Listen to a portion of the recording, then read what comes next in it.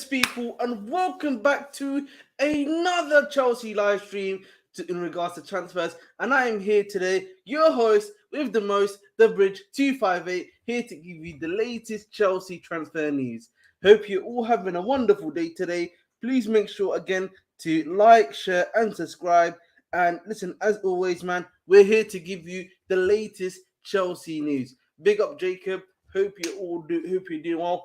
I should hopefully, or should I say, shortly have my guest that I plan to have with me soon. So you'll be meeting him soon. He's not a Chelsea fan, but you'll be meeting him soon. At the end of the day. So man, listen, how are we doing, guys? While we wait for some other listeners to come in, how are we doing? What are some of you guys' preliminary thoughts as well on the Chelsea transfer news? Are you worried? Are you excited? Are there things that you want to want to discuss? Yeah, same here. I would agree with you. Yeah, I'm looking forward to the game somewhat. Again, we'll see. Whether or not how that pans out. If that's going to be as successful as we want it to be. But it'll be a wait and see approach in my eyes on that one, Jacob. But yeah, man. Listen, we've got a few things to talk about today. Got some stuff to talk about in regards to both Caicedo. Got some stuff to talk about in regards to some of the attacking mids and midfielders we've been targeting as well. All right, fair enough. We've got that to discuss. Apparently, we've also got some CB news to discuss, some more potential outgoings also to discuss in regards to Chelsea Football Club as well. Just bear with me while I'm just finishing off a few little endings to my stream. It's been a little bit hectic today, but yeah. So yeah, we've got quite a few things to discuss today. Actually, it's quite good in my opinion. Obviously, I wasn't expecting us to have that much stuff in my opinion, to be being discussed honestly. So you know what, man, we'll see what's gonna happen today. So obviously while we wait for my fellow co-hosts to come, I think I'm gonna start some of the news. Let's start with this bit of news. I think we're gonna start with some of the attacking midfielder news that we've gotten recently, and that is obviously in regards to both Mohamed Kudus actually. And let me just bring that up for you guys to see, so that both of us can have a little look on what has happened. So in regards to that news, it's just that United are also looking at Kudus as an alternative, and that Chelsea are still weighing up the opportunity to be buying him as well. And here we are. Where is it? Sorry, bear with me, guys. It's literally an absolute nightmare. There we go. Boom, boom, boom, boom, boom.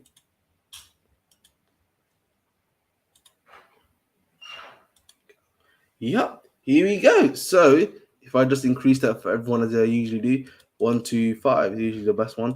So Chelsea are weighing up a move for Mohamed Kudus. He is an alternative to Manchester United to Højlund. So as you know, with Højlund, the whole situation for United quickly, so that we can get a bit of understanding from a Chelsea fan perspective.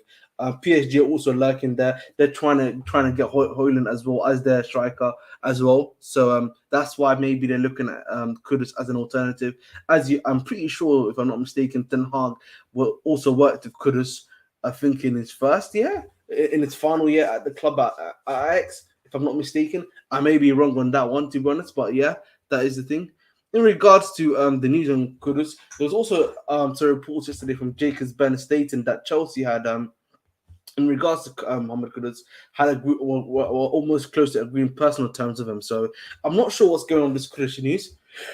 You also have some of the news in regards to Mikel Olise as well, and with him, in regards to what is going on with him as well. So apparently Chelsea are interested in him. They're trying to find out something about his release clause. Some reports are stating that his release clause, exists. Some are saying they don't. It's, again, with that one's a wait and see approach. And big up EE, hope you're doing well.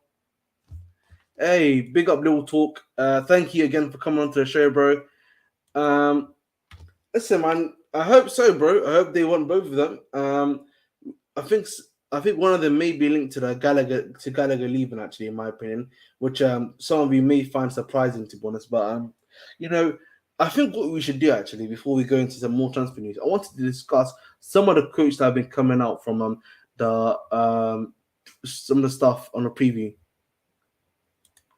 Honestly, for me, bro, I just started by getting. I've already been doing this for 7 weeks. Honestly, literally, this is like my 7 week of doing YouTube. Some of the stuff that I've literally just done is like start a platform. Um, try to bring up content that I think is going to be going to bring in a certain the viewership that you want. Make sure you have a target market, in my opinion, and you just go and work from there. I mean, I'm not really that the guy to be asking. I'm really started out now. 7 weeks. I've only got 307 subscribers. So it's gonna take a lot of time, honestly. But we'll see.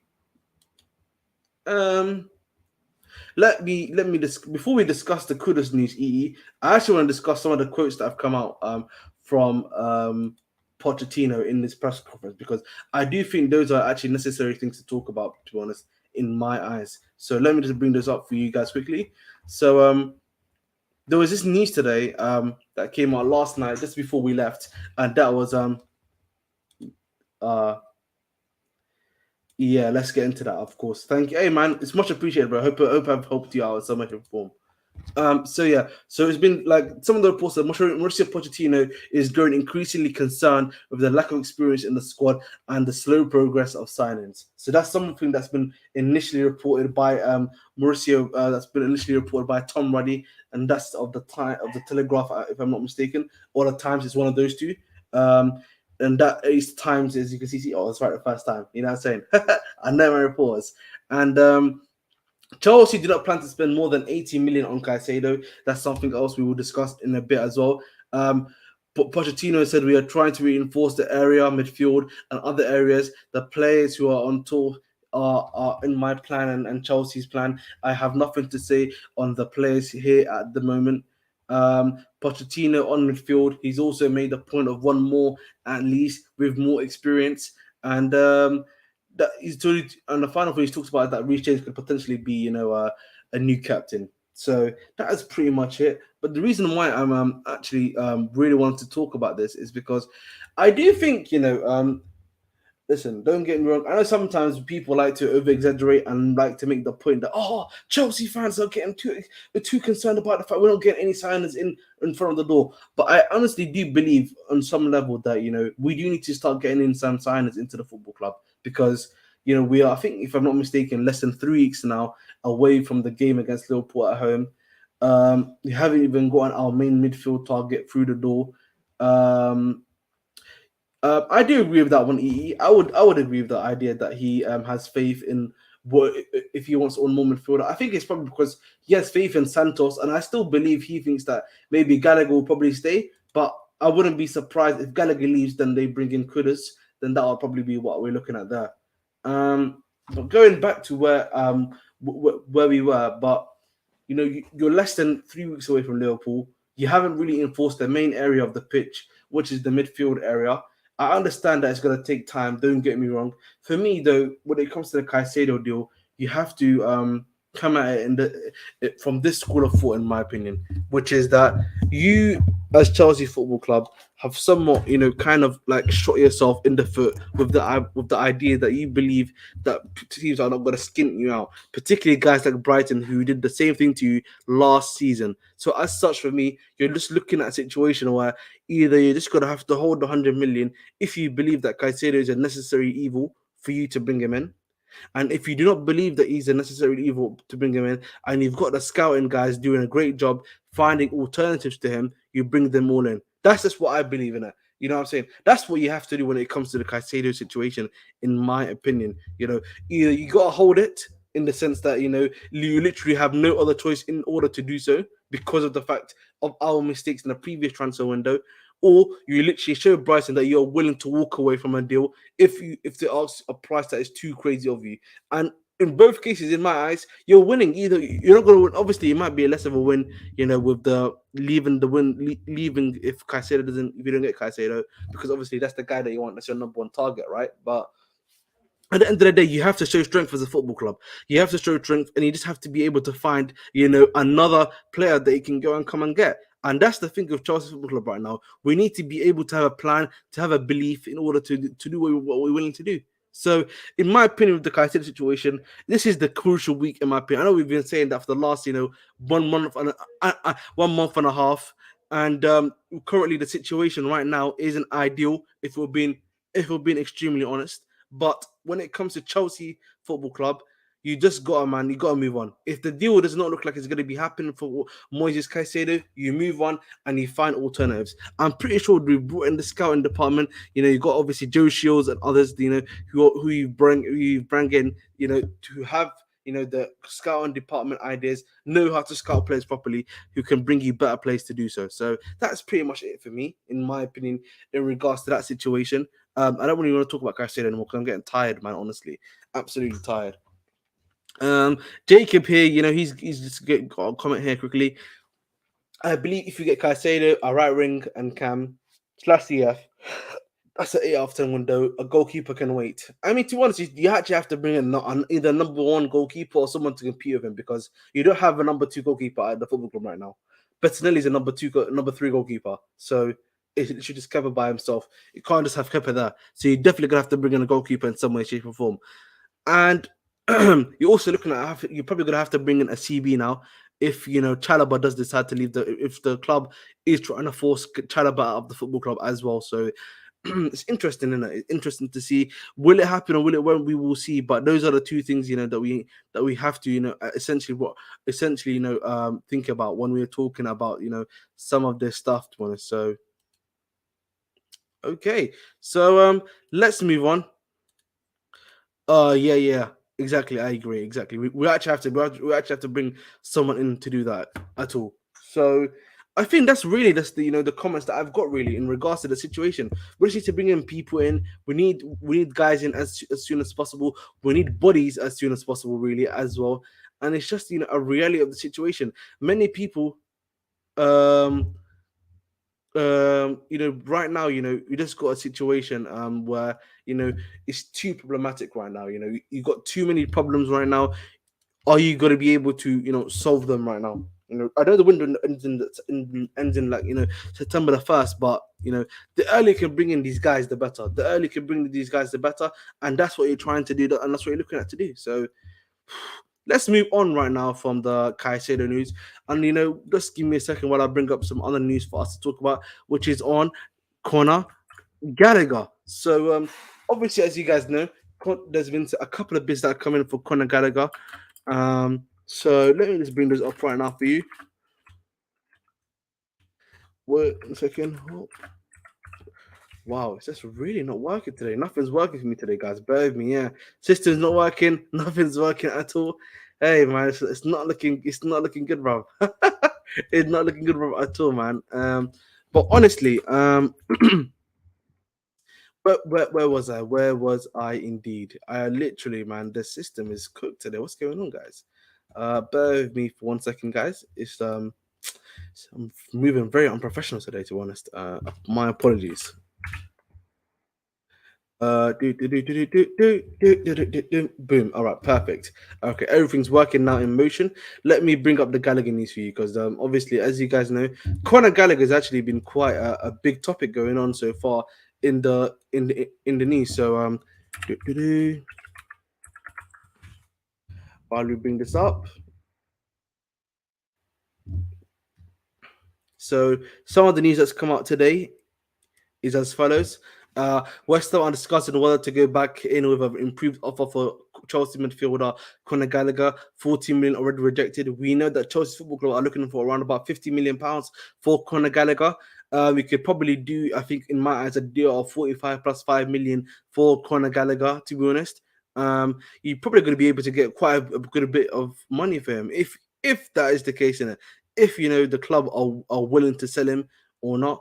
But uh, the other news that's come out is that Gallagher apparently might want to stay at Chelsea and fight for his place. But again, with Gallagher, where do you play him? Do you play him as the backup 10? The currently in the football club situation, we've been trying to play him as a number two, in the pivot. Maybe as a backup to an Enzo Fernandez, and that really hasn't worked as well in my eyes, as well, because for me, from a technical standpoint, he's just not strong enough to play that position either. So The thing is, I actually would disagree. I actually think it does affect if we get Kudus or not, to be honest, because Kudus obviously can play on the right wing and as they can, but I do think maybe you might be looking at playing. Uh, yeah, see, and that is something that I think for me, the thing that hurts him is honestly for me is just the technical ability, bro. The technical ability when it comes to Gallagher is what hurts him. Mhm. No, but the thing is, I genuinely think as of I think Jacob, what the issue is right now is that I think as of right now, Gallagher probably for me is a bench option because I would ask you this question, Jacob. Do you think Gallagher gets into a starting 11 right now? I think let me ask you that question. And Raul, he's got a comment saying Gallagher and Chalobah should stay and they are common product. The thing is, if you can sell Chalobah and bring in an improvement on him, like Amal Gahi, in my opinion, is that much of a difference? To be honest, that's a bit of an improvement, no? So why not bring in a Mark Gahey if that's the case? If you're going to sell Chalobah and then bring in a Mark Gahey, I don't really see much of an issue in that, to be honest. It doesn't matter, and for me, I think EE makes a good point that I think EE, you make a good point about the idea. It shouldn't matter if they come from Cobham or not. What should matter is that have they got the playing ability to start for us in the football team. Otherwise, we can't just be doing favoritism at the football club. That's one thing that does not work, and it usually does not breed a good culture at the football club either. Um, I don't think so, bro. I think he would not start on the par. I think honestly, you will be looking at a midfield three of either of Santos, Enzo, and you probably be looking at as the number 10 as in Cuckoo right now. That's what I would argue to you is the midfield three. So it'll be the two holders, Enzo on the left, so Enzo on the right, Santos on the left, and then you'd have a top, and on the top you would have Cuckoo. I mean, fair. That's your opinion, but I would argue he is better than Chalobah. I genuinely believe that he's better than Chalobah. That's just my school of thought. I do think Chalobah is much better. Maybe if you could say that he can play multiple positions, but the problem is, I think with Gahi, he's able to play his position to an extremely high standard. There's a reason why he's getting picked for the England squad. And usually I don't like to use the England squad hype thing, but genuinely he actually is playing really well right now. That's one thing I always give him. Yeah, and plus, what you need to also realize here is that the club are also thinking about the future in regards to Fofana. And I said this to you guys last week in some of my videos in regards to the ACL injury for Fofana, which is that is Fofana going to come back 100% from that injury? We know that he's considerably injury prone. You probably want to be bringing in someone of his ilk, with his ability, with his potential to come to the football club that has the ability to become the star or RCB of the football club. And that is what I think Gurley can provide for you, and 100%.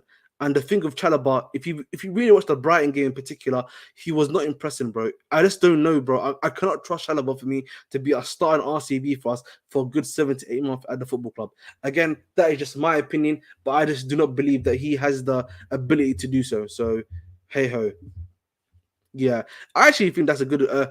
How much of an upgrade? I think it's quite a good amount of upgrade, to be honest, because I think the thing of Gurley, he's got 2 years of experience now at the Premier League. He was playing under Vieira. He was playing as a ball playing centre back. He was playing as an RCB. So I guess and also one thing you need to realize is that I think we need ball playing centre backs now. Buddy Shield can do it. Gahi can do it if you potentially buy him. You're also looking at Levi Cobble, who's known to be doing those crazy passes as well. So you've got a couple of players that are able to do that job as well. So that's why for me it's not much of a concern. Was Chalobah is meh. His passing ability, he just passes to the nearest guy. So it is what it is really. Proper Chelsea are crying over academy products. I relax, Trashy, man. We're not crying over academy products, bro. At the end of the day, man, we just need to move on, man. We just need to move on. It is what it is, man. We're not going to be able to buy every single player. We need to be able to, at the end of the day, find and identify talent. Not everyone from the academy is going to be, end up at the football team and isn't good. Yeah, I would actually agree with that. Chalobah is a bit rushed. Like the Brighton one, when he rushed forward, and almost there was a chance where he rushed forward and Levi Cole wasn't available, and he just literally rushed at the player, the attacker. and we were literally sliding through. I was like, why have you left your whole position? You've literally left like a whole section here on the right-hand side empty here. If the attacker was smart, he could have just did a lob ball for another attacker to just to make that run and just literally hit it at an empty net. So he's literally just failing his team there. So I just didn't understand that at all, to be honest. I just didn't understand that at all. And listen, obviously, I know that people like to use the Roadrunner talk when it comes to Gallagher and that stuff. But listen, I don't think Roadrunner is nice to be saying, but listen, let's not violate it. Let's not violate. But when it comes to Conor Gallagher, I just don't think he's good enough right now to be a star for the football club. A bench option, probably he's a very good. He could be a good bench option. You bring in him with 30 minutes to go, provide that bit more energy to be a bit more, of that strength wise. I can see that being a good thing for him. But the reality of the situation when it comes to Gallagher is that you probably can improve on him, and that's just an honest take in my eyes. And you can probably get someone that's a bit more technically better on the ball. You can provide a lot more than what Gallagher can provide for you. But again, that's just my opinion, of course. But when it comes to him, I honestly believe if West Ham come in with an offer of like 45 plus 5 or like 42, the room 42 plus 7 million, they probably will be able to get Gallagher at their football club, genuinely. And also, you need to also realize Gallagher is also like trying to get a spot in the Euros 2024. Which is happening this summer upcoming. So, his position could be under threat from other players that are also coming in. You know what, Jacob, though? Who would you mention? Because obviously I will have to do some research, look at some players that are right centre backs who have ball playing ability to do so. I've heard about some rumors about the Sporting Lisbon RCB. I think is in Ignacio, his name is, if I'm not mistaken. I don't know any other RCBs that you can probably get right now in the market and that are young, have loads of potential, similar to Badia Shaw. Badia Shaw was kind of well known about, but people just didn't really, weren't actively searching for him to be brought right now. If you think about it, because Badia Shaw, if you'd played Football Manager literally since 2020, like you knew about Badia Shaw and his potential. The thing with Disasi is a good backup option. He's not someone that you want to be your starting RCB right now. So, do you want to go for him? That's the real question. So. I think you're looking to go for someone that could be your star, not a backup. So, and the thing, if you bring, you're still putting in a big amount of hope to the idea that Fofana will come back from his ACL and play as good as he did last time. So, and I'm not sure that's a risk I'm willing to take right now. I'm not sure that's a risk that I am personally willing to take. But guys. Listen, there's a bunch of you here. Please make sure again to like and subscribe. Let me just have a cheeky look at the subscriber rate and let's look at the likes. All right, so got 10 likes. We can do a bit more than that. You guys were 2 away from 310 subscribers. There's 2 of you in here for sure that haven't subscribed. Make sure to subscribe. Thank you. So, going back to the Chalobah conversation, how much can you even get for Chalobah? Because I know that you can probably get 25 million, 30 million for Chalobah. He's going to probably cost you 45, 50 million. So, and you've already got like a sell-on percentage as well. So, like, I probably got a sell-on percentage on Chalobah. So, sorry, on Gurhi as well. So, it's going to be kind of interesting to see, what we do here. And with me today, my fellow co-host, you usually see him on Casually FC. Sometimes you see him on Sarcasm CFC. This guy does not believe in preseason, but I do. And that is my good friend Winter Surfer, bro. How you doing, bro? But when did you bump yourself up to a co-host? Well, I didn't say my co-host. I said my fellow host. Maybe I must have not said it. Yeah, sorry, maybe. Maybe I must. Yeah. Sorry, must have not said that properly. My bad, guys. Sorry. When was that email sent round? I didn't know that email was sent round. Yeah, no, listen, the email didn't get sent around us yet. No. How are you, bro? You doing good? Yeah, I'm doing good. Another day where Chelsea aren't doing anything, which is, I'm not. Listen, you know what, man? Listen, listen. You know my thoughts because we spoke about this in the group chat. But like, I made my points clear that you've got less than 3 weeks left now until the Liverpool game. Obviously, the main option, which is the midfield, isn't done yet. Yeah. We've got Kudus. Apparently, we're still weighing up now, and it's like, Come on, guys. Surely, like I thought we had, like you're hearing from Ornstein, we have probably almost agreed personal terms. Now we're weighing up the deal. It's like I don't know. I feel like there's like a lot of indecisiveness going on right now. Maybe I it's just don't know. me. Maybe it's just me. No, I You know what I'm just feel saying? like I think terminology is key here. Mm. Shouldn't have already weighed up by offering personal terms? That's what I'm Do you know saying. what I mean? If they want a player. If you want the player, you wouldn't. If you'd agree personal terms or close to agreeing personal terms, you wouldn't be weighing up, right? Mhm. You've actually you've made a. Sorry, my words have failed me. That's all right, man. Honestly, it's fine. You've made a the decision to actually now go offer this guy personal terms, right? Yeah. Stuff like that. The weighing up is not even a factor now. It's just trying to agree a deal. So the Caicedo thing, you want him. You're not weighing up whether you want him. You want him. Yup. It's just agreeing. Kudus should be easy. Actually, Kudus is probably doing what Caicedo is doing, and not actually. Has got this injury or something, or not training. Is doing. He's literally doing the Lord's work. That's what I'm saying. Like, it's just, and you, the price tag is already even. You actually have a price tag for him as well. That's what makes it even worse, I think, for me. £40 million. That's probably the price tag that they're going to be asking for you to get a deal done. So that's usually what the Chelsea range. You've been buying kids for like £25 million. So I'm not sure what 50 million more. You know what I'm saying? It's like 40 million is a very good. And I was looking at people. But look at his injury record. Well, one of them was like a rib injury, right? Which is not a usual injury, right? So I take that out. One of them was like an illness or something, so you take that out as well. And really, it's not like a long-lasting injury that's like a reoccurring injury, and then it's like 6 injuries, but it's over like 3 or 4 years or something like that. So it's not like back to back, and he's missed loads of. His only major Like injury, literally the only major injury that he's had is a meniscus injury, bro. Yes, he's had a metatarsal, but this metatarsal was like 2 or 3 years ago. So it's not as if he keeps breaking his foot or something like that. Yeah. So he's only had like a freak rib injury, as you said before. So I think Kudus is a good deal if you're bringing him in. But you've obviously got this Olise news that's also come out, and it's like, but that's sort of like last couple of days, has not really moved on or anything like that. So. Yeah, so I think let's start with the midfield news because that's the one I want to talk about. So Moises Caicedo. So like I saw some report. I think it was Prime that put it out that was from a tier 2 source from like Ecuador, I believe, that was saying that Chelsea are not willing to match the £100 million bid and are basically going to move on from Caicedo essentially. So I don't know if that's like something that Chelsea are starting to put out that they're apparently going to start moving on as some sort of transfer ploy.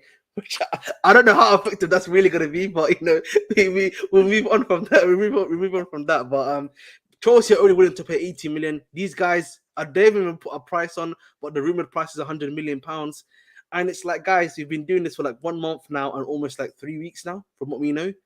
It's just like, guys, if you cannot get the price that you want, just move on. I've maintained that before. Just move on. You have the scouting department right now that to bring in other players that you want. Pochettino has been quite what's the word I'm looking for? He's been quite outspoken in his words, saying that we need at least one midfielder. So that means he's probably looking for more than just one midfielder in my eyes. But he's looking at bare minimum one midfielder. So it's just like if Caicedo is not going to happen, and you guys understand that, let's move on, because 1 month and a half, you know what I mean. It's quite a long time now. If you know what I mean. Yeah. So maybe just move. I don't know if they're trying to do the same thing they do with Enzo. When it's like they said they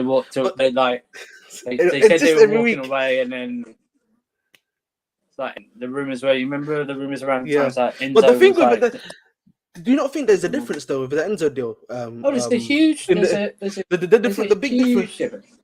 The difference I think for me with the Enzo, the difference for Enzo was you knew clubs would actually be going in for him in the summer, and Chelsea literally had like a one-stop opportunity. With Caicedo, you look at it, Arsenal have got their midfielders in. Liverpool are basically almost wrapping up Lavia deal right now. They're not going to be going in for him. Yep. So, but United are going for Amrabat, it seems, as their backup midfielder essentially. So it really leaves us essentially in the dust, if you know what I mean. I do like the way Chelsea are going. yeah, you know what? Mm. We're not going to go, or reportedly, we're not going to go 80 million above for your player. When it's like, essentially, they don't even need to sell the player.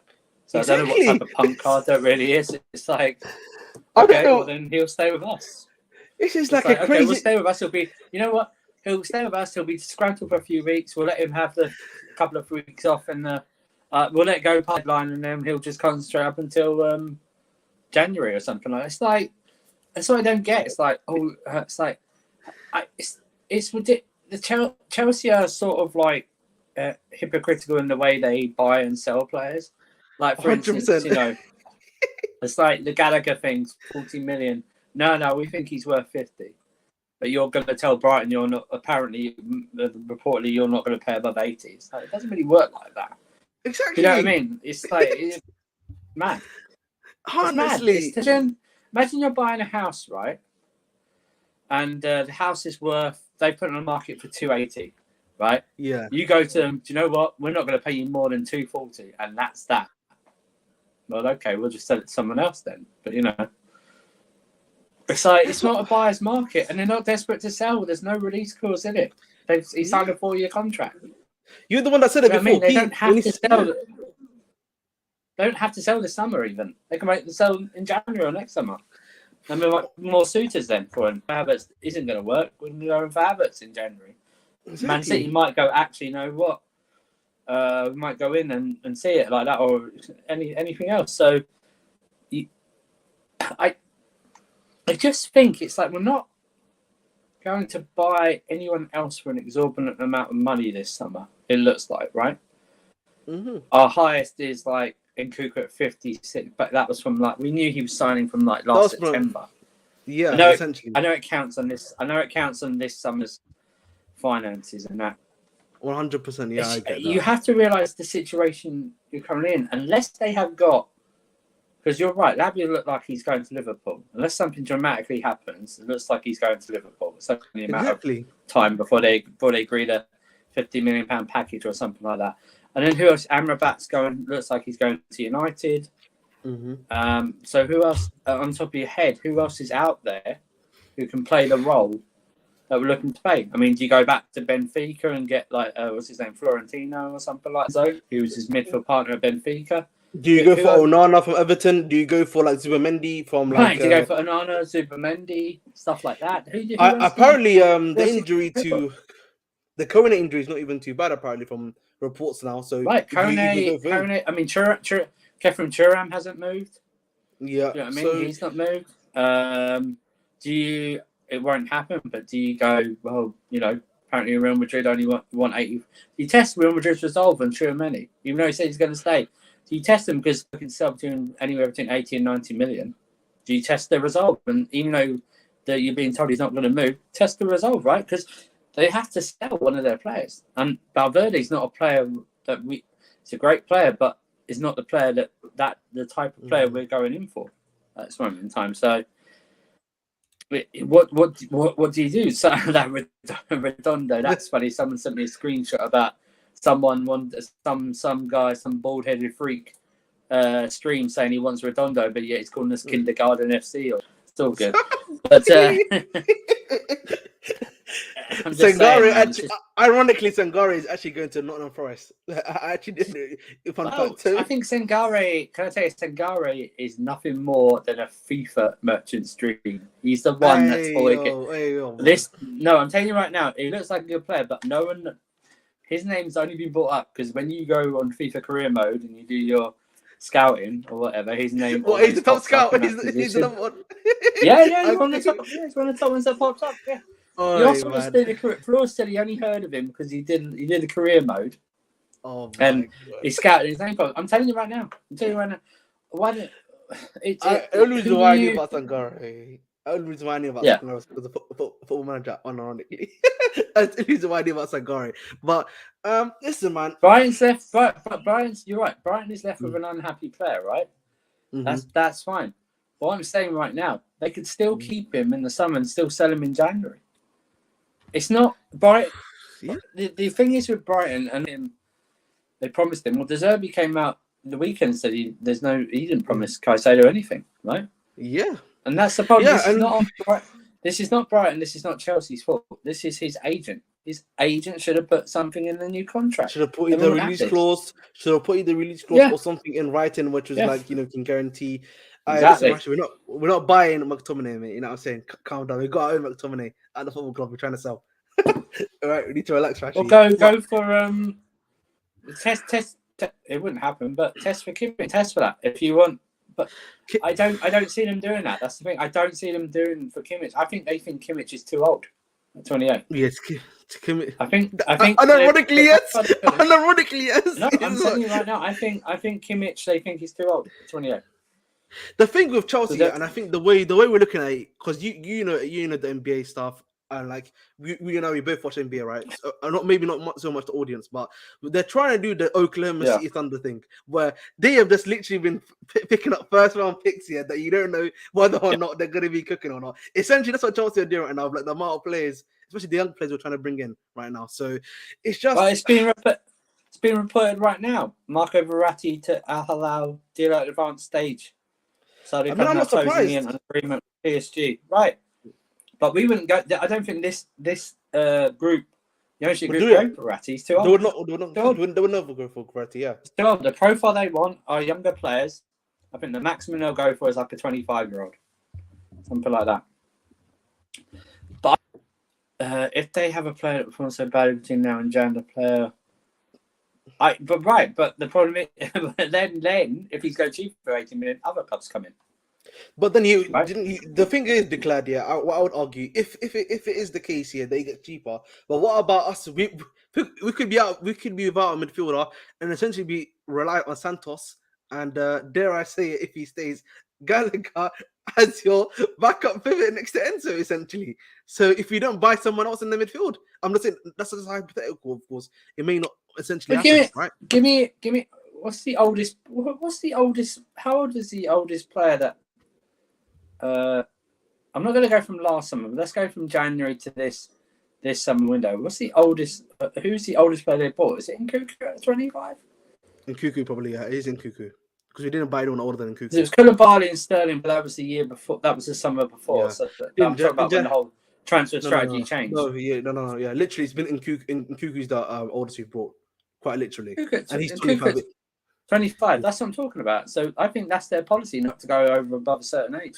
But remember, unless it's like a real big like Mbappe or something like that. Well, if you remember, Safa, even the old regime was doing this thing of like anyone over the age of like 30 plus, we don't literally buy it unless it's that's for contracts and for contracts income. Like so that's something that's was trying to be implemented in the club anyway beforehand. But listen, man, it's just worrying hours, isn't it? I'd say because obviously there's been reports also that came out from the Times from Tom Roddy that even Pochettino is getting a bit worried about the fact that transfers are getting a bit too slow right now. And as a fan, listen, me, I can be a bit of reactionary at times. I try to not be overreactionary, but I can be overreactionary at times. But at some point, guys, next week Monday, you got 2 weeks until the Premier League starts, and our final game, I think, is also on Monday. So of preseason, because Dortmund's I think on Monday, if not Tuesday, stuff like that. Monday going to Tuesday for UK. Yeah, so it's after that basically you got 2 weeks of training camp, 2 weeks of preseason training camp essentially before your first game at the Bridge on Sunday. So yeah, and if I'm not seeing any signings coming in, for any position, you also got the goalkeeper situation that you have to solve. You got the centre back position that is eventually going to probably happen by the looks of the fact they're trying to push Chalobah out of the club and bringing in another certain RCB. A lot of stuff needs to happen. But it's not going to happen in 2 weeks. You know what I'm saying? A lot of this stuff's not going to happen in 2 weeks. Probably by the 1st of September, you're probably going to be seeing a lot of stuff happening by then. So just I understand that. But the thing is, the new centre back thing, the new goalkeeper thing, I think has only just popped up because now Poch has seen him in training, right? Like that. Mm-hmm. Because if you notice before, all the reports before were that, Poch is looking to work with Kepa. Number one is going to be a number one. We're not focusing on a goalkeeper. And then suddenly, last day or two, we're looking for a new goalkeeper because he's actually seen Kepa in training and actually seen him in the game. and goes, maybe I can't, I don't know, because it's just like we all know, his distribution is highly overrated as a goalkeeper. And the same with possibly a defender. They've lost Fofana. He's looked at He's looked at Chalobah and gone. I think the whole thing though with all of them is like, I think he's willing to work with them, but he's not like going. He's not going to say, "Yeah, I definitely need them." One of the reports. It's like if I can work with you, well, if you can get an improvement on you, that's what I would prefer. Even some of the reports asked, was it when the West Ham bid was rejected that apparently they spoke with Poch and felt 40 million wasn't enough. That's one thing. So essentially, though, if these reports weren't true, you'd hear them. They'd be slowly. You'd hear them like come out with the mouthpieces that they're definitely staying, right? So it's got weeks. We're going on 48 hours for some of these stories, and we haven't heard anyone come out and catch it and go, "No, actually, no. Poch really wants to keep this guy." Stuff like that. So, I heard like we discussed in Livestream. I don't think there should be like a big argument about if Chalobah goes. Which I'm fine with Chalobah staying. I have no issue with him being like in the fourth piece rotation piece. You know what I mean? But yeah, the thing is that Guehi. I think Guehi's a better player overall. I agree. Yeah. And it's not as if we're not, like I said before, it's not as if we're not going for Caicedo now and we're bringing in like the Celso from Spurs as an alternative to Caicedo. Do you know what I mean? It's not like that. Guehi's not like how come some of his fan base Guehi gets slandered, but then you ask me to bring in like someone called Toledo or Decisive who I've never heard of them until they were linked to us or linked to whoever.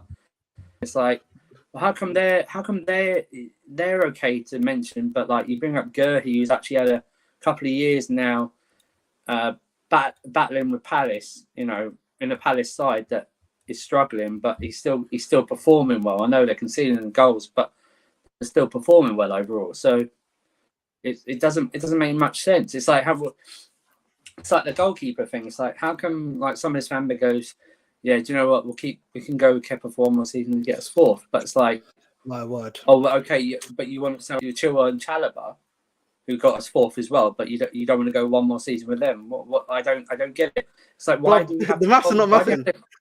Why do we have to compromise? You want to be elite in every other position apart from the goalkeeper. Doesn't make any sense, right? But I don't want to do the goalkeeper stint things. Everyone knows my position on that. But yeah, do you think the club will sell when the players hit 28, 29? I will think this. I will think unless it's an extraordinary offer, they would want to keep them. Right? Listen, I think you want to keep them until their peak. Yeah. Yeah. Plus, they literally don't have to negotiate with them for 4 years. Do you know what I mean? So it's like if they got like an 8-year deal or a 6-year deal, they have to negotiate for 3 or 4 years' time, right? Exactly. Yeah. So they could be playing well, and then they've got like 2 years to negotiate, and then they extend it again. I think every club is a selling club. Every club is a selling club, no matter what, because someone can put an extraordinary offer in for someone like that. No matter how good they are, and you're going to have to think about it. People want to keep their the players that play well. Like Enzo's here for like till he's 30, essentially, if he plays well. Do you know what I mean? So with his contracts and stuff like that. That's crazy. In 5 years' time, if he's had consistent level of performances, and we don't know what the money's going to be like then as well with the TV deals and stuff like that.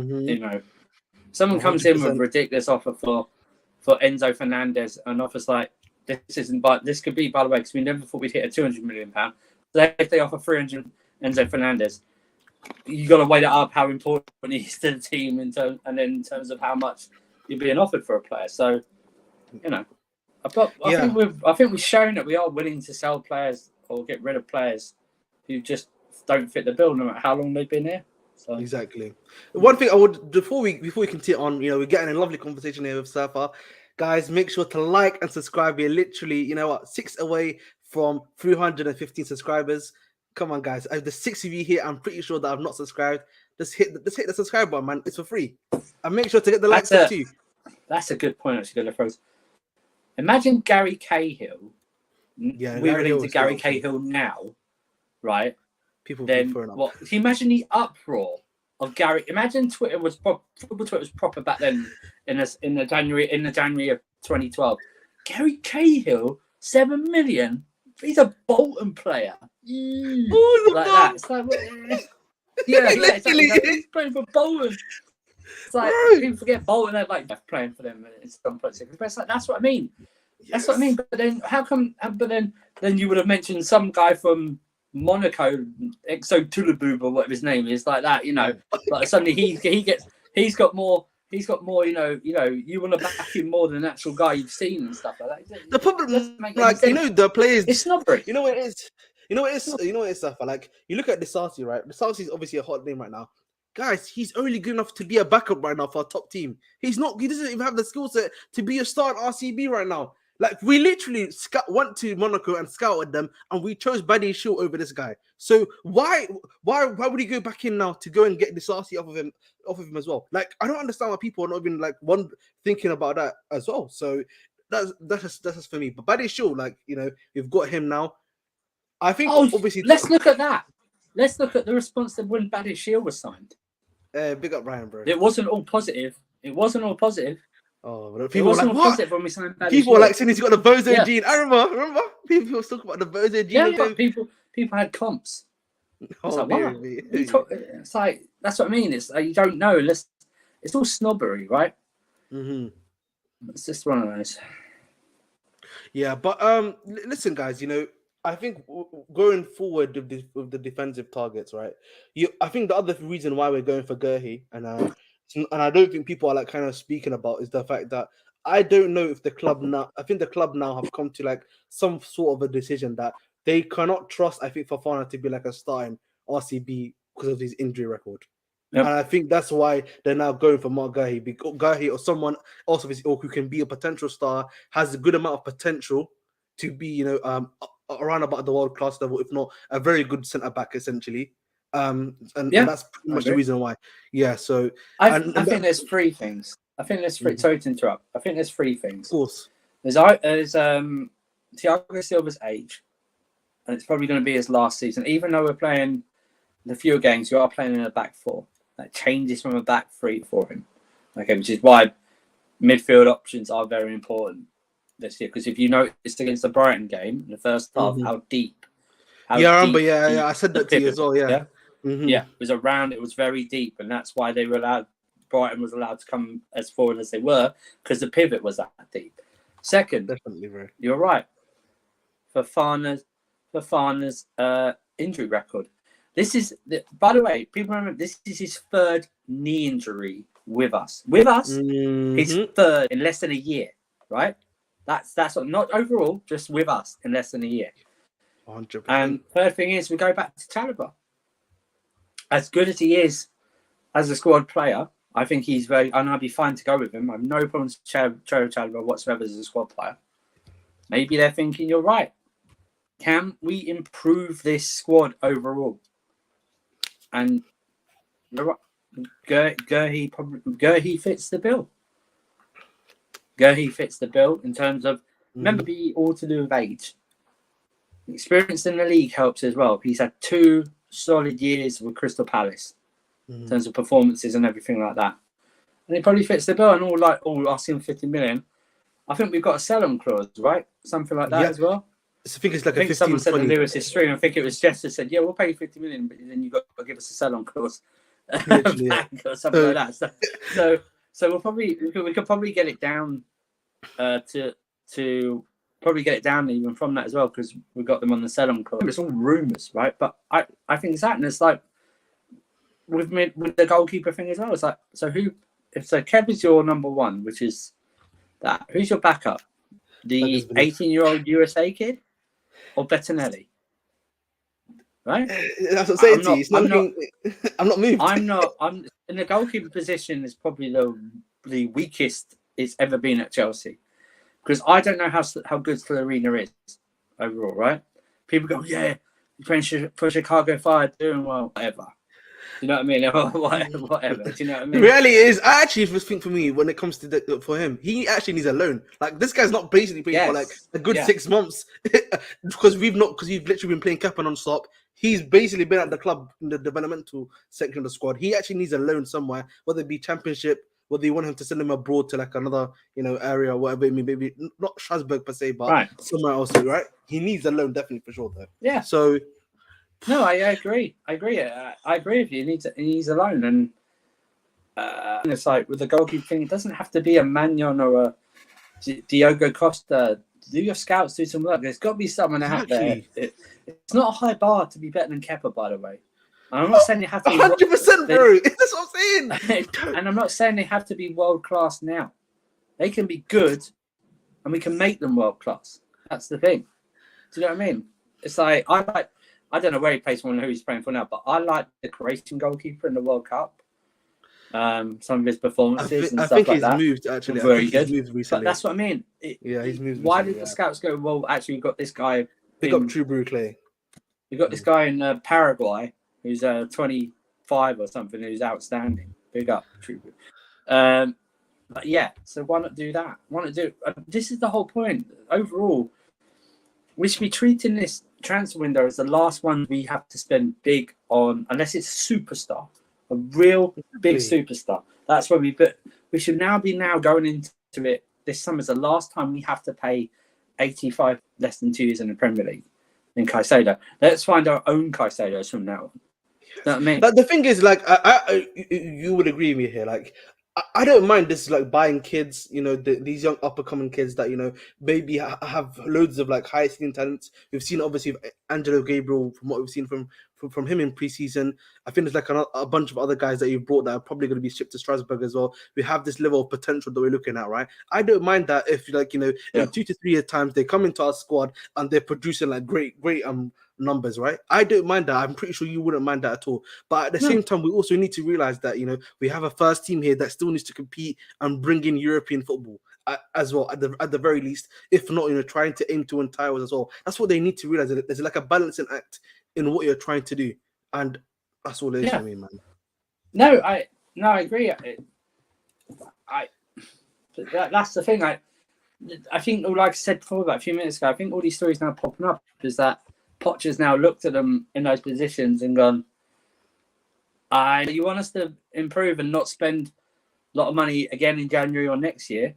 I need these looked at now. So whether it's the guy he comes in, Conor Gallagher out, another goalkeeper coming in, it's not. If you want us to get at least 5th for a Champions League spot. Yeah, it's my channel. Quickly. Yeah, it is, mate. It's Ahmed sent me that. But yeah, it's one of those. How do we, and that was what we were saying before. It's like we have no idea. Like I said, Caicedo was up. We knew Nkunku was coming in. Gusto was signed. I think Caicedo was our only permanent marker transfer target this summer. That was it. The rest were just whatever falls away. Nico Jackson, that was a scouting thing. If that pulls off. If that goes well, Nico Jackson for 30 million euros or whatever it was, that can be one of the best transfers done. And then all the will fans praise the board then? Probably not, but they'll forget to. Something like that. 40 million for Kudos, it's like a hell of a price, right? That's very good. Who else? The wingers, Olise is another one. Apparently, we've bid a rumor around under 40 million pounds, just under 40 million pounds. So yeah, I honestly think though, and someone said this to me. Kudus, if Kudus is coming in, you're more than likely gonna have to make sure you sell Gallagher. Apparently, that's because that's probably the 1-to-1 you'd probably be looking at. If you're bringing in Kudus, Gallagher has to leave the football club. Now, I actually do believe West Ham are probably gonna come in again for a bid for Gallagher, and I actually think they'll bid like 45 plus 5 in order to reach the 50 million. Or if not, the rumor like 42 million plus like 5 million pounds. Or I think that will probably happen. I think that will probably happen. I think they'll come in. See, if they come in at 45, dead on, it's like just captain without any add-ons. Because that's what Everton would actually. Yeah, I think Chelsea might. I think Chelsea might take it because remember, we didn't want to sell Havertz for less than 75 million. We wanted 60 million for Do you know what I mean? Stuff like Yeah. that. We've compromised the other way as well. And I think 45 million is a more than a decent offer for Gallagher, who, listen, I don't hate Gallagher, but honestly, watching him against Brighton, I've told you this, the way he passes a simple pass, he looks like he has to put every amount of energy in it to do a 5-yard pass. He's doing a Kamehameha, bro. You know what I'm saying?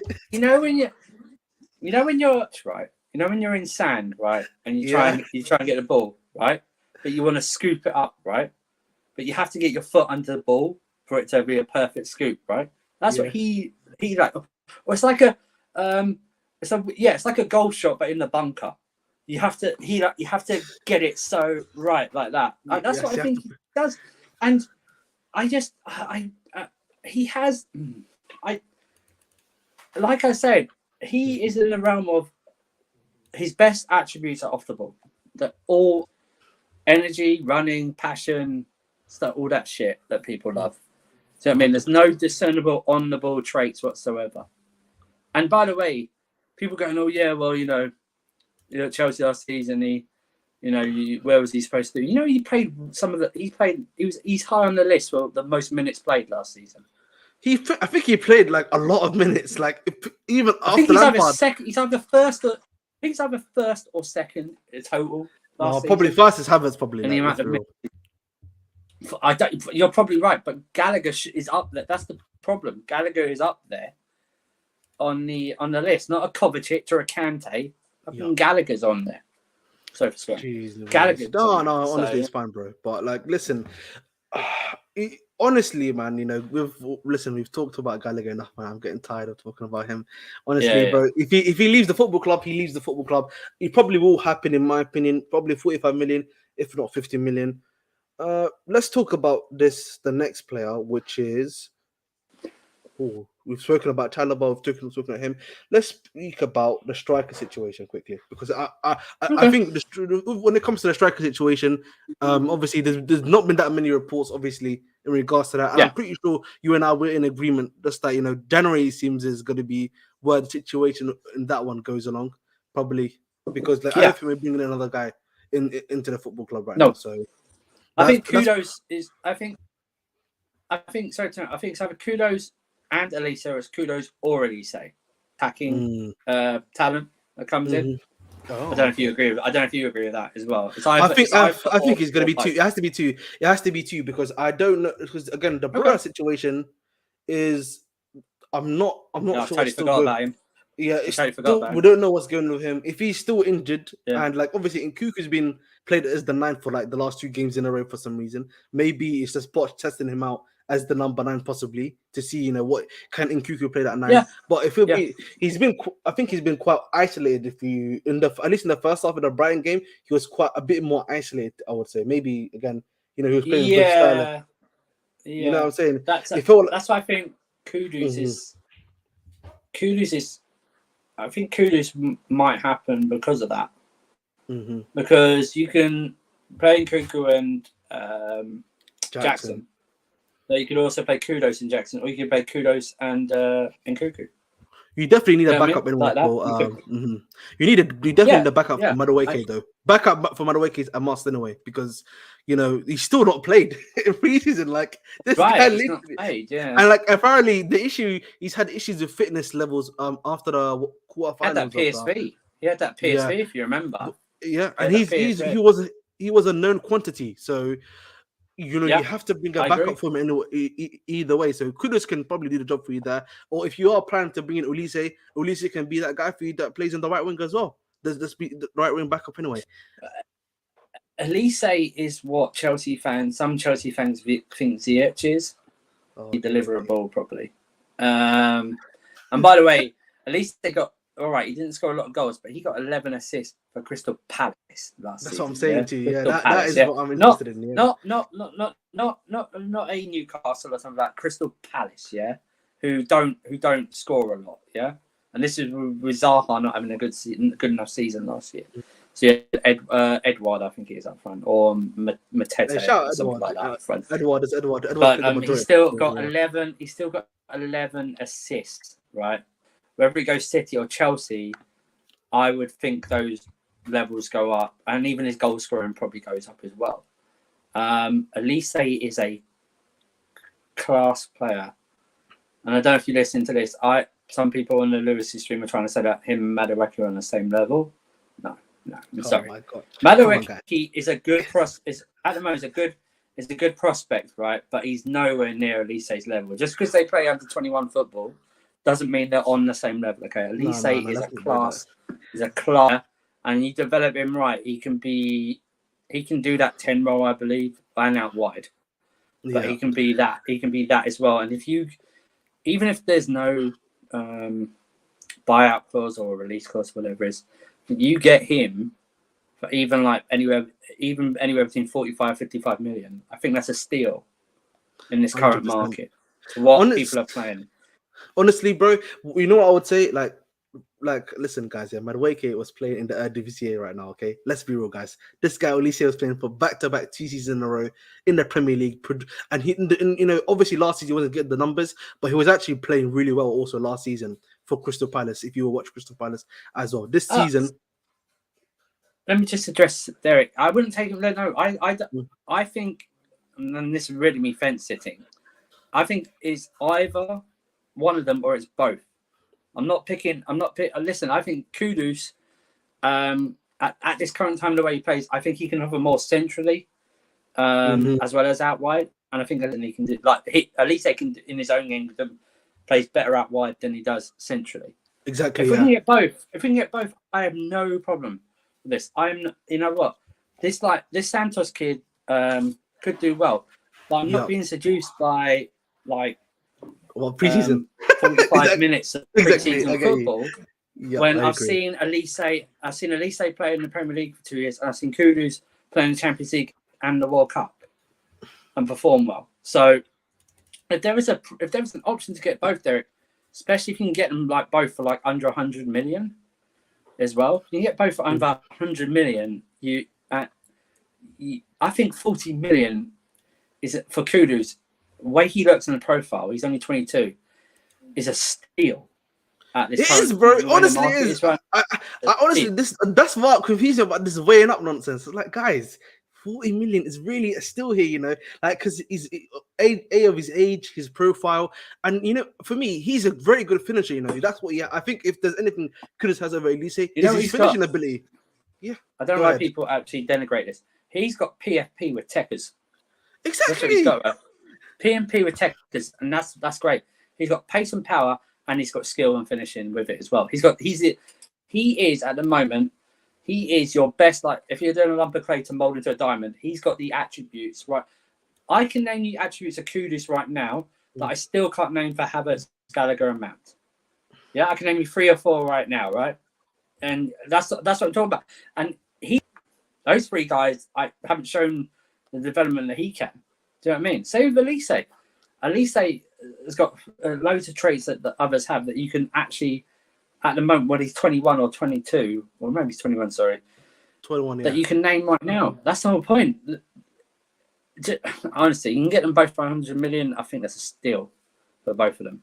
Bro, we can probably get both for 80 million right now. If you're 100 million each, but combined. You can get them under combined 80 combined. Million. Yeah. Even if something like that, right? Because I think Elise will cost more. Mount is the best option. Oh, but that's like saying which dog turd to step in on your way home is the best option. Do you know what I mean? It's not. You know what I mean? It's like. No, 100%, man. Do you know what I mean? Honestly, the thing with Mount, I've said this before to people. Listen, as long as you give him, clear instructions, because that's what Tuchel did. Gave him clear instructions on what he has to do. He is a usable asset compared to a Gallagher and a Havertz. Listen. Well, Gallagher's situation is like when Werner left last year, and Havertz was there. Werner was his lightning rod, bro. He covered Havertz for everything, and now everyone's gone.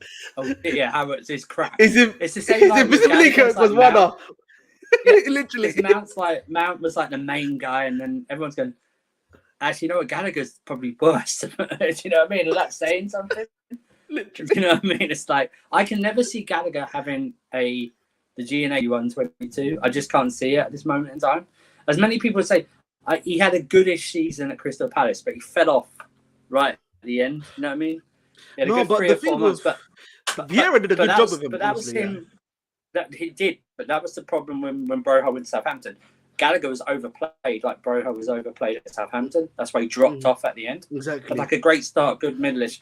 But you play them too. You play people that don't have a lot of Premier League experience. And I know he had a season at West Brom and stuff, but he was playing a different role there under Sam and more all-round role at Crystal Palace. But you play them when they haven't had a lot. That's what happens with young players, which is a fear in my mind with so many young players here. Mm-hmm.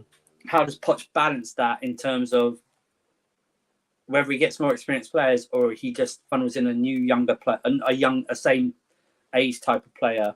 Exactly. And then they like part-time role. It's like, if you get Elise and Madueke, they're exchanging roles, stuff like that. You get Kudus and Jackson, same way, stuff like that. Do you know what I mean? It's one of those. Ryan, bro, you're showing your low ball IQ right now, saying that sort of stuff. Let's relax, my friend. Well, why didn't you buy him? If he's so good, why didn't you buy him? Yeah, man. I thought you needed like a Labrador. Yeah, you need a road runner. Yeah, he's a perfect clock player. Oh my God, man bun Gallagher doing bits. Listen, man, respectfully to Gallagher, he thought a new look would change everything up, but sadly, it's not changing that much up, really. I'll be honest on that one, Varna. Guys, literally, guys, I'm literally 2 away from 350 subscribers. Let's hit to 315. Simple as that. And make sure to also like the video. We've actually got like a stream record right now, actually, or 40 guys watching. So it's much appreciated, guys, as always. Nice. Yep, right. And then, hey, man, my club has the sense not to get him. Hey, man, listen, your club also has the sense to lose 4-4 to a Bundesliga 2 side as well. So that's what I'm saying at the same time. So we move. But listen, Surfer, bro, we've spoken about the defense in detail, but we haven't spoken about our boy Benoit Badiashile. It seems that he's actually going to be coming back, I think, actually in August now. Apparently he's so the news that's come out today is that Badiashile was in terms of like resting and everything has he's about to enter individual training already. He's sort of like healed up a lot faster than people were assuming, and he should be available by the third game, which I think should still be in August, right? That'll be like the final game in August, essentially. That he should be available. I think the third game in August is Luton away. I think it's the 18th. Yeah. No, wait, no, that can't be right. That'll be the 30th. No, that can't be right. It's like, I think that's the 25th or something. I think it's the 25th. Yeah, something like that. We start on the 12th against, 24th, whatever. I think we got Liverpool. Who's the second game? I can check right now. Luton, the third game, I believe, yeah. I keep doing this. We've got like Google. I don't know why we keep asking questions when we've got goddamn search machines who can tell us. Should never have to ask us here like that. It's a West Ham, actually. And ironically, it's like a game of West Ham, right? So, yeah. West Ham. So it's Liverpool on the 13th. West Ham is on literally a week later on the 20th, and then we have Luton on the 25th. Luton on a Friday, right? Yeah, Luton on a Friday on the 25th or 25th at 8 p.m. 25th. Yeah. So it's one of those. Check your subscriber count now. We are currently one second. Let's refresh my stream on my side. We are 350 subscribers, guys. Thank you very much. Much appreciated as always. Listen, it's got 41 of you now on the live stream. Listen, man, we're breaking records today, it seems. That's what we're planning to do. 320, guys. Let's get to 320 subscribers, pretty much. Simple as that. Let's move on. So, yeah, man. So, it's obviously, Badiashile coming back. Do you actually think either Cole or Chalobah could play the RCB role? Because I know that they're both predominantly left-sided centre-backs. That's what they've played for a while now. Do you think maybe we could get a power strength of maybe like a Badiashile and the Levi Cole, maybe a centre back partnership in the future? I don't know why we can't do it when we have like two right footers sometimes playing the back four. I don't understand why that's more acceptable to left footers. We've had loads of right foot players that played left on all their career. We had one at the club, just that guy called John Terry who played all of his time and was right-footed. I think Van Dijk plays on the left, right? He's right-footed. I think so, yeah, if I'm not mistaken. Yeah. Yeah. It was okay for Rudiger and Cahill to play the left OCB in the back three. Yep, it was. So why is everyone okay for wingers to be the wrong-footed on each side, inverted in sort of thing? Why is it okay for midfielders to do it? Why is it such like, oh no, we need definitely a left-footed player? Yeah, it helps, but I think most players weaker foot, a floppy, foot that they try. I think it's like good enough to make a clearance or a short pass or something like that, right? I'd have no problem if Badiashile and Colwill started playing. In fact, if you look at it, when he gets back to full strength, that's probably the strongest pairing. Exactly. No matter if Gurhey comes out, and people go, "What about Thiago Silva?" I got to tell you right now, they need to realize with how his age and everything like that. Thiago Silva in a back four against certain opposition, maybe against a Luton Town or something like that, or Nottingham Forest or something like that. No offense or anything, but you know what I'm talking about. Going away to the Etihad, Thiago Silva in a back four. I don't know if I'm doing that. Do you know what I mean? Even as good as he has been. Now, Thiago Silva in a back four when he's 32, or 32, 33, 34, 35, no problem. Now, I don't know. There's a reason Tuchel played him in the back three. The reason, as good as he was. Like, listen, Thiago Silva, don't get me wrong, top defender. He's been a good servant to the football club anyway. Like, very how he played. Yeah, don't get me wrong, but like, I think particularly towards the end of last season and some of the stuff we've been seeing in pre-season, like our midfield is overcompensating literally to help to protect him essentially. So and at the end of the day, we can't overcompensate just for one player. We're already doing that. Also, if you look at the Brighton game, we're already doing that with Gallagher, who were trying to overcompensate because of the fact that he wasn't technical enough and wasn't able to pass the ball literally to the other side. And then you have Thiago Silva, someone that's positionally he's going to be a lot better than obviously a lot of other players, right? Because he's had the experience. He's a smart player. He knows where the defenders are usually going to be able to go from his time. I also think, as well as him playing less games, maybe this year should also be more of a teaching year for him. That's what I said. You got Colwill there. You got Colwill there. You got Badiashile there. Teach them the ropes, man. He's not. If you bring a Gurhey in, something like that, just like sort of like just to feed off that, Because this is not saying don't play him. He is going to play a lot of games. I think he's still going to play a lot of games this season. Yeah. But I just the FA Cup games, don't get me wrong, getting the Carabao Cup. Oh, yeah. But what I'm saying is that I don't be surprised if he doesn't play the amount of games you're thinking of because he's Thiago Silva. Do you know what I mean? I mean, there's a reason in a back four, for some reason, this guy lost all his abilities when playing like West Brom. If you remember, that was one of his first games in 2021, and he only got sent off in the reverse game, if you remember. Oh my God! Kylian Mbappe rejected talks about him now. So the 300 million been rejected. He's rejected 777 million pounds. That is absolutely that for 1 year. That's absolutely mental. But to be honest, I was actually speaking about it. Do you know how much he's been getting from the Qataris? They've been giving him a part of the money from their sovereign wealth fund, which is kind of equivalent essentially to that money. So I'll be real. People don't make that. The Real Madrid royal family is not going to give him that much. Well, he's doing that now because people have been, talking about his legacy. You know what I'm saying? That's what I'm saying. That's what happens. The ego thing. Man. Come on, this guy won the World Cup at 18 and starred in the World Cup.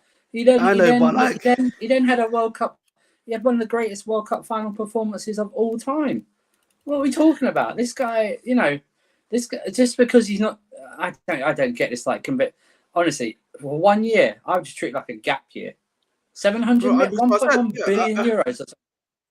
Bro, I don't understand why he wouldn't do that. In my opinion, he's got a lot of years left ahead of him as well. 1 year. That's free Steph Curry. That's free Steph Curry Supermax deals.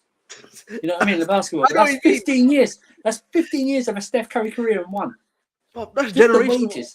And Real Madrid told him as well, if you go back to us on a free next season, we'll give you 140 million but signing on bonus as well. So he literally would be making a bill from doing this. Honestly, 700. He would make. I don't. Do you know what I mean? On the World Cup, Some players can't even compete at a World Cup. You know what I mean? What's the only thing left for you to win? I don't even care about winning a league. It's the Champions League. That's all it is in your career, is to win this Champions League. That's all it is. That's all it is. That is it. It's one trophy to win. And your legacy's set. I mean, what if he goes? He should have. What France are probably one of the favourites for the Euros as we sit right now in 2024, right? 100%. Probably the favourite, right? Probably the favourite, right? So you win that. So that's another thing. I mean, but yeah, he got €1 billion or whatever. He can own a sixth of Manchester United with that money. You know that he can own a sixth. He could own nearly a quarter of us. What we sell for that money? Literally a quarter of us. A quarter of us. He can own Stamford Bridge. It is ridiculous. I don't see.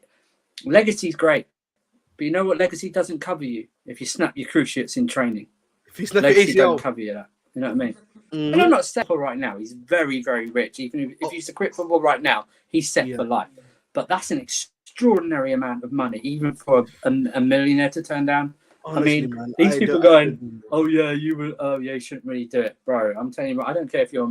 How do millionaires and billionaires stay that way? By getting more money, yeah, exactly. And that's what you should have done. I would have done that. I would have taken the year, yeah, and gone, fine, whatever. I'm here for a year, and then I'm gone. Honestly, bro, I couldn't agree with you more. I couldn't agree with you more, bro, because. Madness. But yeah, bro, I'd have to put up because when I saw that news, someone texted me that news, it's like, oh my lord, that is crazy, honestly. But listen, man, that's up to him, bro. It's up to him. If that's what he believes is gonna bring him success, let that be. But the thing is, though, I think what damages his legs even more is if he actually stays a year at PSG 100%. And then walks on a free. That actually damages his legacy more, because if he's not going to, because they can't force to sell him, because it's not like you can literally trade one player from one end of the country and send them to the other end. Exactly. They don't know it. It's not like that. He can just sit up. It would damage his legacy. That would damage his legacy way more than accepting money to go to Saudi Arabia. Mad. Yeah, got a quick question here from Varna. He asked, "But what do you think about what would you guys do with Lewis Hall? In my opinion, he's super crap. But looking at our midfield situation, so what's your opinion?" I think he's probably going to be going out on loan. I don't necessarily think he's crap, to be honest, but I actually think for me that in the left back position, he seems to be a lot better there than from what I've seen from him in midfield. Maybe I'm just not seeing him work in midfield, but in the left back situation, he's been doing well. I would actually send him to the Championship. It seems that the left backs, something's going on there, but left backs are getting a lot of experience. They seem to improve a lot, particularly in the Championship as well. So that's probably what I would be sending him. Considering look at how Maatsen has clearly transformed the Championship at the Championship level before he's come here as well. So it's a strange one, Lewis Hall, because on a side note, I'd love to see Maatsen at left back for a couple of games this pre-season, starting from hopefully tonight. We'll see it today. Yeah, hopefully we'll see it tonight, man. Yeah, hopefully see it today and see how he does. Lewis Hall, Lewis Hall, I don't think he's crap. Yeah, exactly. I agree. Yeah. I'm not. Some people say, "Oh, he's our best left back last season," but again, the bar's not high, right? Last season, the bar was definitely not high, man. Correa was just a disaster at left back, and I think he was. See, I think Correa had an average performance in against Brian, because at left back he done a few good things, but he kept charging in again like he always does. Yeah, in pro clubs when I sometimes charge in and miss the ball. On you literally pressing the R. Pressing the R. He presses the R button too much, bro. That's what he presses. Pressing the R and X, and pressing it like that, and then the rest of the ball. So at centre back, he was even worse. He was atrocious centre back. Yes. Ben Chilwell was a funny one. Ben Chilwell is a funny one because I just don't know with Ben Chilwell anymore. I just don't know. This is if Chilwell stays, this is a big season for Chilwell in terms of his career at Chelsea. I think he has to do well this season, or he goes next summer, because they signed him this year to a 2-year extension, so essentially he's got 4 years left. So I think maybe in the back of their minds it was like, okay, let's secure this guy, because even if he doesn't do well, we could still get a few, because he'll be like 20 by next summer. So he's still goodish enough. Lewis Hall, I agree with you. I think if their intention is to keep Maatsen and they can get money for Cucurella, I think they'd take it. They take the money for Cucurella. That means I don't know, but then he said Lewis Hall provides a dual capabilities in the midfield as well. So it's like, especially, are you going to keep? This is the thing. If Santos and Caicedo keep performing well, then it's in midfield, right? Especially if we're going to get another midfielder on top of that, or possibly two. And we keep forgetting Carney Chukwuemeka. He's not even been spoken about. Carney Chukwuemeka. Where can he play? The 10 or a bit over the 8 or something like that. So you've got 3 potentially in front of him. Lewis Hall, I think, are better than Lewis Hall in midfield. Exactly. So where does he go there? And then there's like at least 1, maybe 2 potentially better than him at left back, or will be given the chance at left back. So I think you're right. I think he goes out on loan. Where, though, is the most important thing for his development. It has to be somewhere where you think he's going to play. Yep. So that's the most important thing. And because Chelsea used to do it in the past, I don't have to do it now. When they sent the player on loan, I remember I don't know what the loan rules are for people under a certain age or something like that, but if the loan club didn't play their guy a lot or give him most minutes, they would then put on a blacklist for never to be loaned or stuff again. So we signed Caicedo just for this whole thing anyway, but it's a different story. But to the original point, I can see Lewis Hall going out on loan, especially if Caicedo and Santos are performing even better or perform very well. So just before we continue on, we're going to be doing a few more little minor topics before we wrap up. Literally, guys, there's a bunch of you in here. Please make sure to like and subscribe. Again, like and subscribe. Subscribing is for free. Liking is for free. Let's get to 320 subscribers. We're literally 3 off from 320 subscribers. But actually, going on in the left back situation, even like Wrexham, and then we had Brighton as well. They were just literally talking about left back situation, bro. Like I'm pretty sure you agree with me on that one. And that is what, because the thing is, like, honestly, I think Gusto, has surprised me a lot more defensively than Cucurella, because if you looked at Gusto and his time at Lyon, defensively, this guy was not it, bro. Like, attacking wise, that's what I thought the reason why we literally brought Gusto, because if you saw Gusto in attack, he was really good going forward. Defensively, not so much. But then again, he was playing for Lyon, and like they were a bit more of an attacking side, to be honest. And like, you look at now the left back situation. Chilwell, I feel like going forward, Chilwell is always usually quite good going forward. Right. He's got a good shot on him, don't get me wrong, but like literally all it took was like one up full over the top, and then it would leave a cold 1v1 with like a winger, literally. So it's like it's not ideal at all. But that's Maatsen. I want to see Maatsen at left back, not for his attacking capabilities, but his defensive capabilities. How good is he defensively? That's what I want to see, because I think I have no doubt he can bomb on up and down and provide extra support attacking wise. But what is he like defensive? Which is Gusto. And I know it's a preseason friendly, but I don't think that Brighton game was played like a preseason friendly. No, it wasn't. What I'm saying. But Gusto, apart from the first time, but after that, he really locked it. He made the side of the pitch. Got some breaking news quickly. Breaking news. It's not looking good, bro, for Conor Gallagher. It's looking like it's over now. According to West Ham Central, according to the West Ham employee EX, he said Gallagher West Ham is now off essentially. So it's looking like Spurs are still being rumored to be circling. So come on, Ange, you know what I mean? My Australian mate, come on, man. Let's get that number. Going back to what you're saying. I don't mind Conor overall staying, but game here and there, last 5 minutes, chase down the ball, boot it out for every time he gets it. That's what I would tell him to do. Literally, every time you go. If I was coaching Conor Gallagher, when you come on the pitch and we're winning 1-0, I need you to take, which is hard, but I need you to chase down and stay in the corner flag of the opposing team for the 5 minutes while injury time is up. But yeah, back to the left back situation, fullback situation. If I could guarantee Reece James the entire season, right? If I could go like that, I wouldn't be averse to playing him or Gusto at left back and the other player at right back. Do you know what I mean? Just to cover at this moment in time.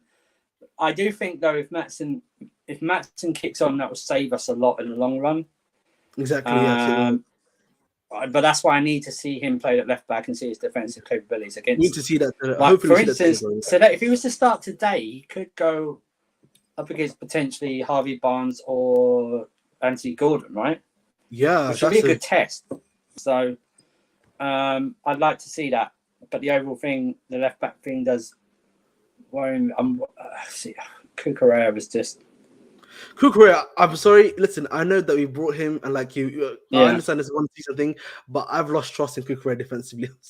It's too much, man. Yeah, he's too rash, man. He's just too rash. Like, I don't know. He's too much for me, man. Honestly, and just going on to like Maatsen, the thing for me when it comes to Maatsen is that I don't know. Have you been wondering why he's been playing a lot more on the left wing? I know he can play there, right? But do you think it has to do with like Sterling? Because obviously Sterling, he had like a mixed game against Brighton. Wrexham, obviously, it was his first game. Obviously, we'll see against Newcastle if there's like a similar trajectory of like maybe him being either mixed or like, maybe not having so much of a great game. Do you think he's maybe like pondering the idea of maybe having Maatsen as maybe a left mid utility if Sterling isn't working for him? Because that's another thing that I've been wondering. I think as to why he's been playing in that. Two things. I think in emergency, yeah. But I think it was really down to who was available at the time and who came in. Like Madueke wasn't available. Mudryk had only just come back. They'd only just started training. Maybe not throwing the Santos kid in. I fucking forgot about to say Moreira, didn't we? We've got him as well. That's what I mean. So I think it was just that he'd been there literally from the start of the pre-season training. So Poch has seen a lot of him.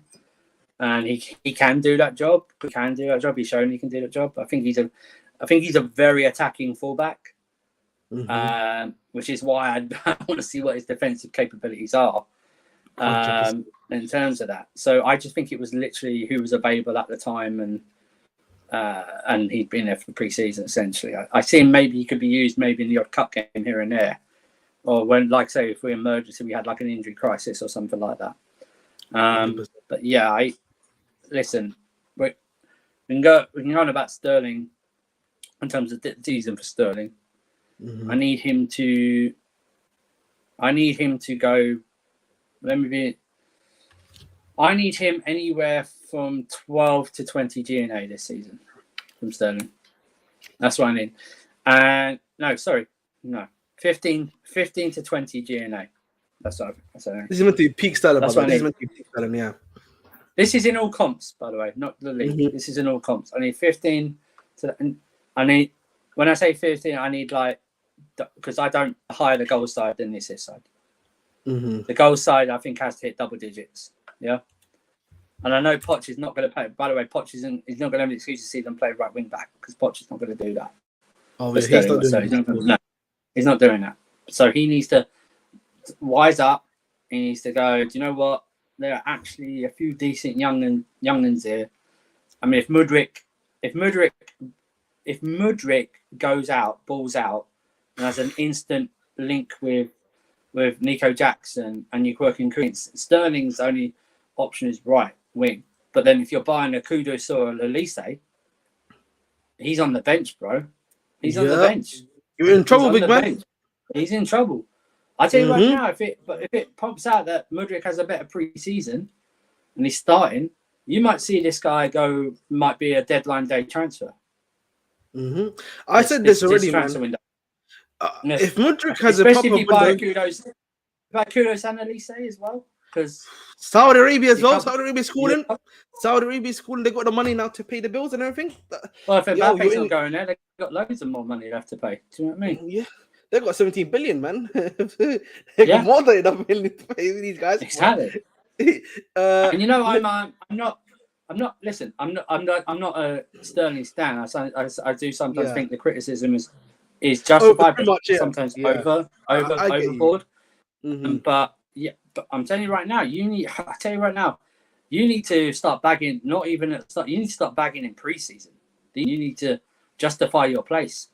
100%. Because, like I said, if it comes that we sign Elise and Kudus, they come in and Mudryk balls out, like for the rest. I honestly, you're on the bench.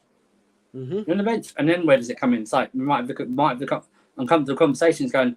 This guy might have to go because there's no place in the squad. You can get decent money for him, probably even get like 40 to 45 million from Saudi from him and get his wages off. And we literally paid that amount of money. We'd literally be breaking even if I'm not mistaken, right? It'd be a profit.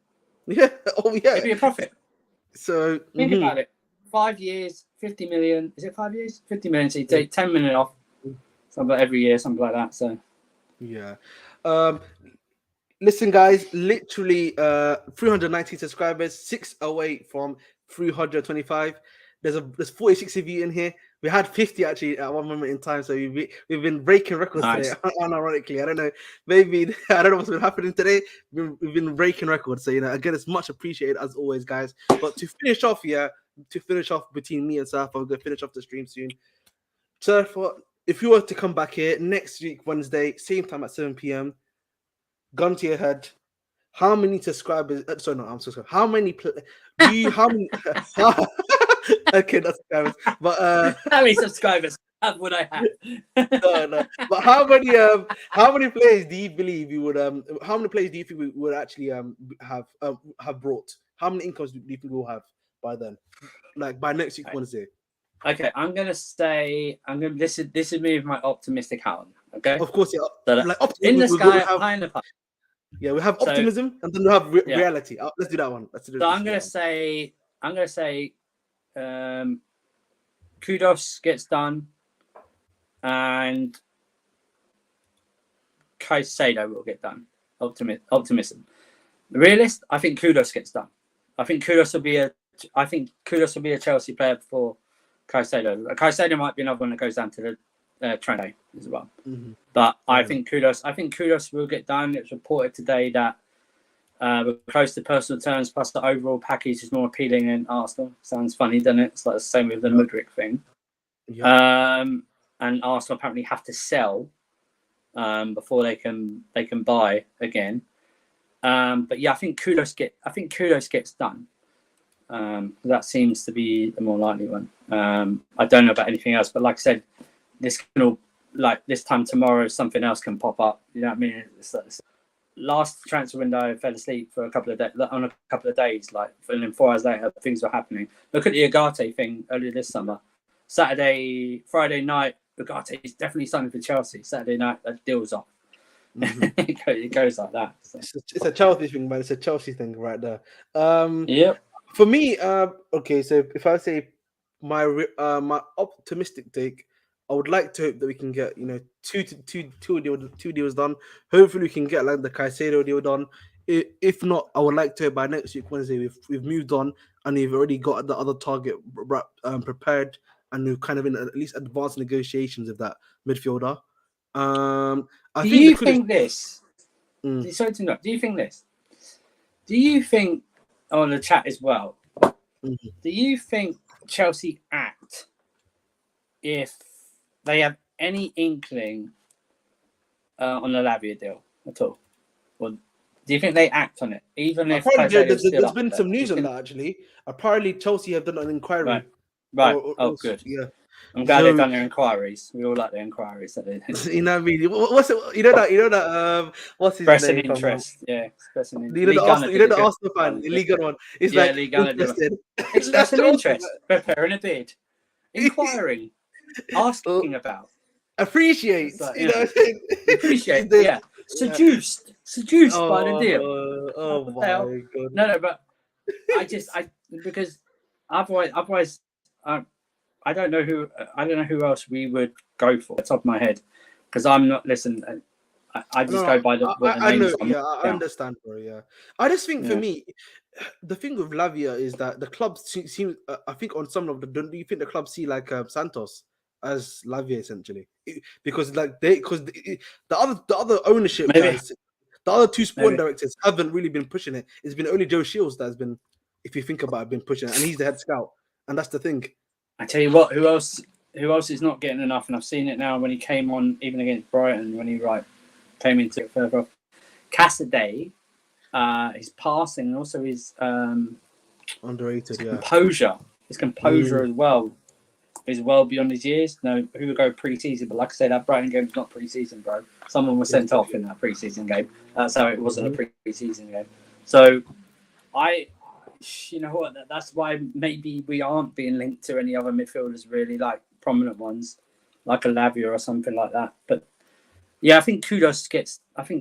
But this time next week, I think we'll be talking about. Yeah, I just think for me, you know, obviously midfield, I think kudos probably will happen. I think we'll finally get some level of like clarity on what is going on with the what's his name, Elise, if that's actually a thing that's happening now. Yeah, or if that bid's been accepted. There's also like this Elia Wahi deal that's going on. Like apparently you've got a bidder rejected of 25 million. That's happened. So I don't know if you going for an improved offer for him. So we'll see, man. We'll see on that. I wonder if the side note. I wonder if the Elise thing is linked to Gurley thing, and they're trying to do some type of double deal or something. Ooh, so I mean to get both deals done at the same time. Because like they contacted Elise 15 days ago, apparently. So from what I've read, so it's 15 days. Yeah. So the fact they've contacted him 15 days ago, for me, means that they've been planning to move Chalobah off for quite a while, at the very least. It seems at least. I think they wanted to, but then by Poch, and like I said, Poch is not married to any of these players in terms of like keeping them, right? Always like going, well, actually, no, we got Cole in, we got Badiashile, we got Thiago Silva. Those three are ahead of Chalobah at the moment in time. Have we got a better alternative? Might as well indeed. Guys, we're gonna close out here then today. We've done a big stream today. We've had over 50 guys that have watched. Hopefully, you know, we've given you guys as much, you know, information on Chelsea transfers, our opinions and our thoughts. And you know, at the end of the day, it is just Chelsea Football Club. You know, we know what we're like. Either we go out like, you know, crazy, buy plays all at once, or either we literally, you know, we're just as quiet as the silence in a room. So it is really what it is. that did not make sense. The second one, by the way, but we move. Thank you guys for watching. I want to thank Zeph for also coming along, bro. It's always much appreciated having you, as always. And no, that's good. But just to remind people that for Casually FC, you'll probably see us later tonight. It's scheduled to start at 10:15, but whether it does or not is another thing. But as Ahmed knows, we broke 2,000 subs. Yes. So we're on our way to 3K. Obviously, we'll do a 2K celebration stream soon. But obviously, and obviously, I know you're doing a watch along later on the channel. On this channel. Yeah, I'm doing a watch along later on this channel. We've actually Marshall as well. Funny enough, from Casually FC. So me and Marshall are literally going to be watching the game. We did it like last time, not the game against Brighton, but the game against Wrexham. So we're going to be, you know, enjoying ourselves. You can ask us some questions, can see some Ahmed commentary, you know, saying, listen, man, you got the best in the business here when it comes to commentary. So as always, guys, make sure to like and subscribe. You'll catch me again on Casually FC 10:15 p.m. We have a good laugh on there, and we speak about transfers there as well, similar to here. And as always, stay